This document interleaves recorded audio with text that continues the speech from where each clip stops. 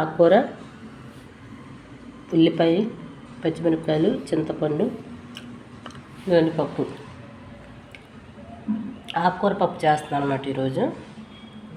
పప్పు, పచ్చిమిరపకాయలు, ఉల్లిపాయలు, ఆకుకూర అన్నీ పెట్టేశాను.